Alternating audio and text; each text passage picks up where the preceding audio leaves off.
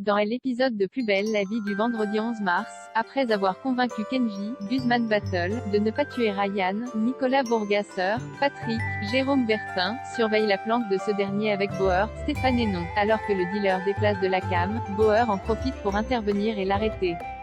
Vindicatif, Ryan menace Patrick, qui lui fait face, de le faire tomber avec lui.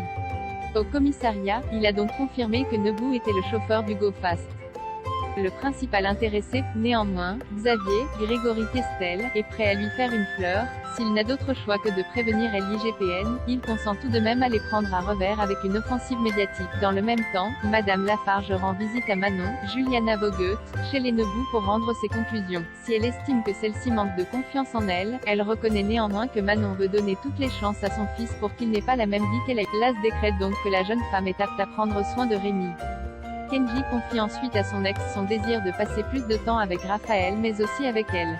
Manon est prête à accepter à la condition que le chef de gang arrête ses activités illicites au profit d'un travail honnête, mais c'est peine perdue. Plus tard, Manon et les Nobu se rendent à Laz où l'assistance sociale rend la garde de Rémi à sa mère. Une grande joie pour Patrick et Babette, Marie et Réach, qui ne cachent pas leur émotion d'enfin retrouver leur fils biologique.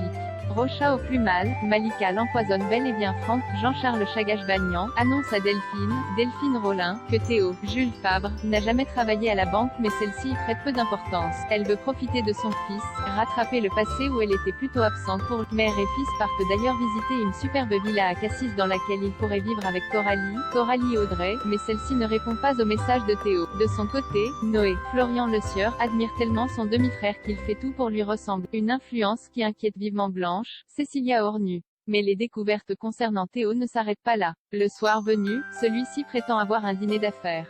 Franck, qui a trouvé une grosse somme d'argent en espèces dans sa veste, décide de le suivre. Surprise, le jeune homme se rend dans une salle de jeu clandestine. Rocha, Charles Schneider, est toujours, il a même des vertiges désormais. Il veut donc aller à l'hôpital pour faire des examens mais Malika, Leslie Bevillard, l'aine dissuade. À la place, elle va venir s'installer définitivement avec Claude pour veiller sur lui nuit et jour. Malika décide donc de prévenir le lycée que Rocha ne s'y rendra pas aujourd'hui. Mais au lieu de cela, elle leur annonce 2 semaines d'absence qu'elle justifie par leur lune de miel.